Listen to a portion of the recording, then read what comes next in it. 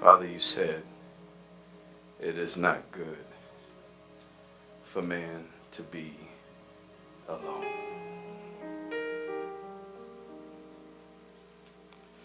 And life has made us so afraid of intimacy.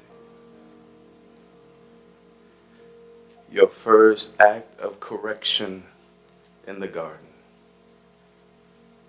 was providing intimacy on a human level.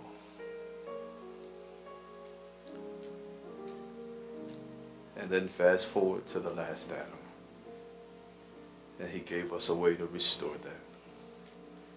He called it the church. Bodies fitly joined, fitly.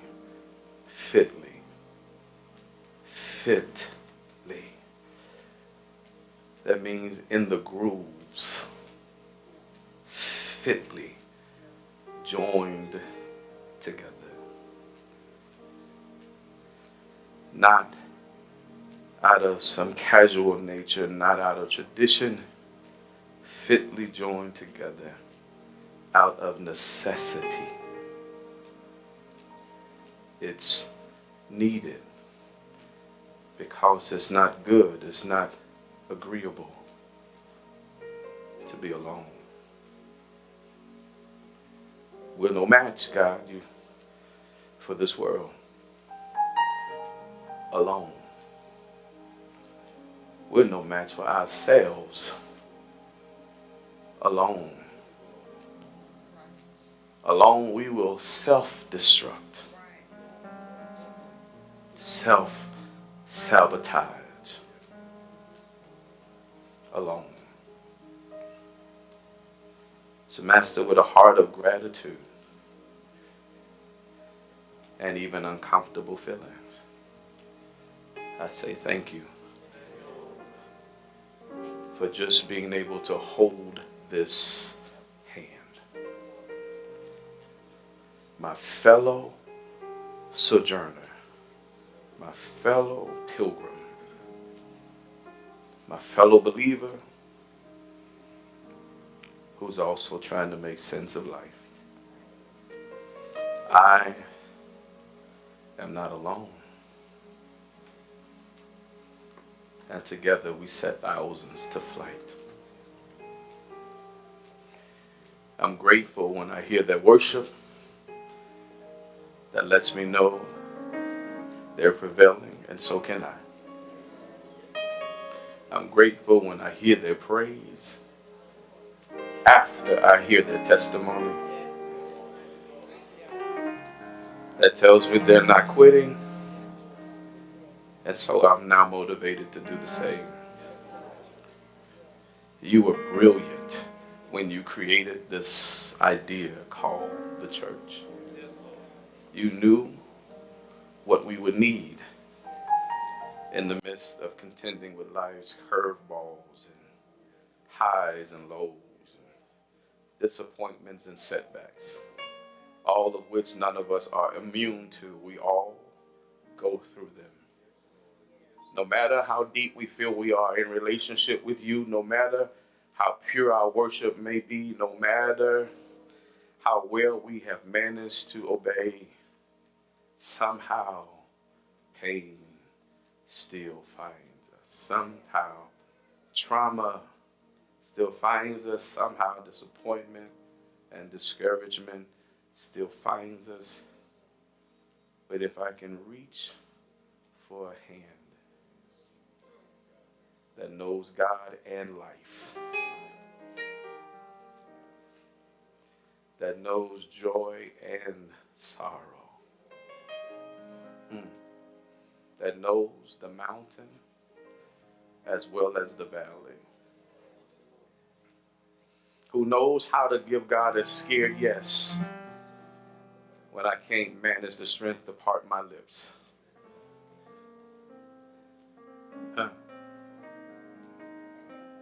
Thank you for the universal church. Not just CYM, but we're all over the place.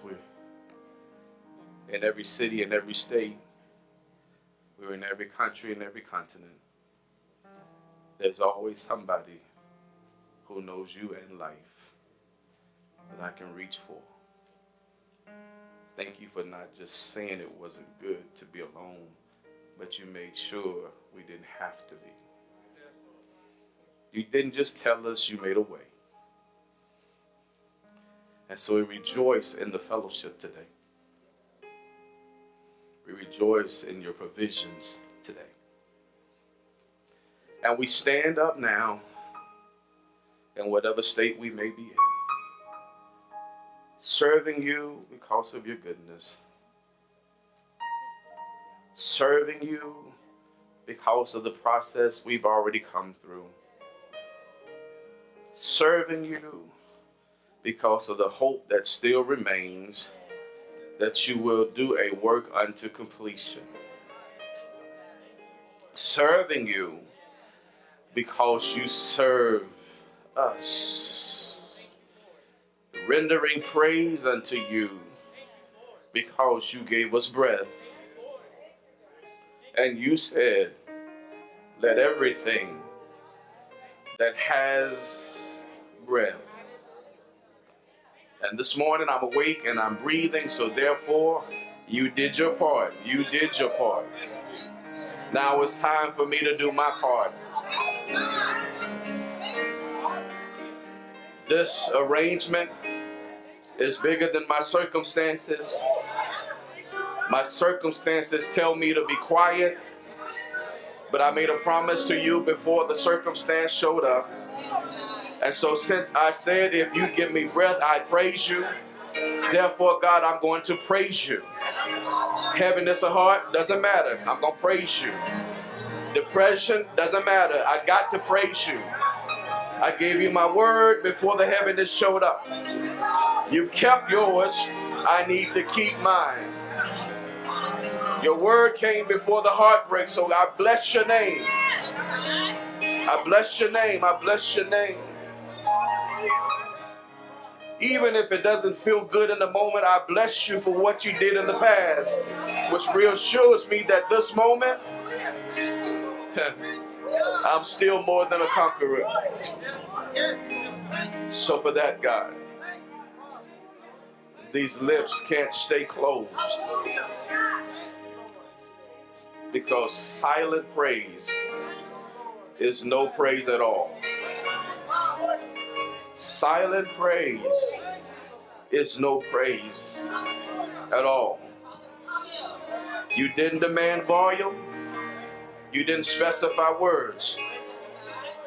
You just said, give something back to me.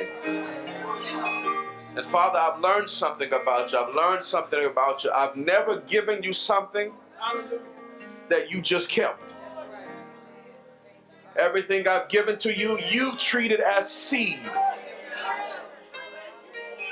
The husbandman that you are, you took whatever I offered and sowed it back into my life, and I benefit from it.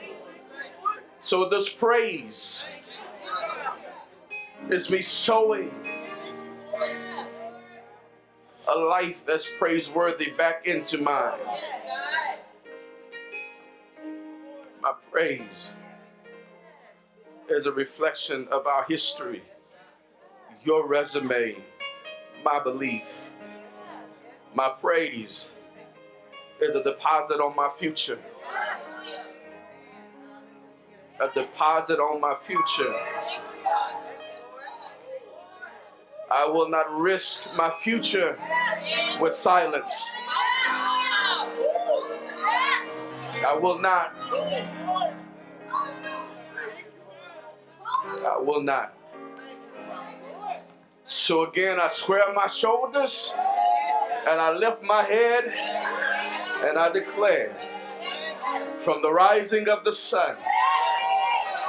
And God, I gotta thank you. The sun came up this morning for the rising of the sun. And I think I will make it throughout the day. So until the going down of the same, I'm declaring in my life, you are worthy. You are worthy. You are worthy. You are worthy. You are holy. You are holy. You are a healer. You are my deliverer. You are my sanctifier. You are my keeper. You are my burden bearer. You are my yoke destroyer. You are the mender of my broken heart. You are the regulator of my mind. You are the reason for my joy. You are the reason for the song in my soul. You are the reason for my rising up and my laying down. From the rising of my sun until the going down, you will receive praise from these lips that you made, from these lungs that you made, from this air that you made. Worthy is the Lamb. Worthy is the Lamb. Worthy is the Lamb. Worthy is the Lamb who was slain for me. For me.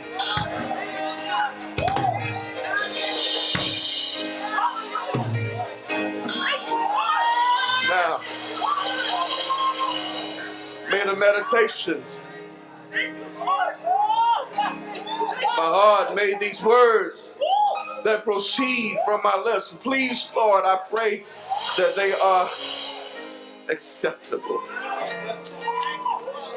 Acceptable. You are good.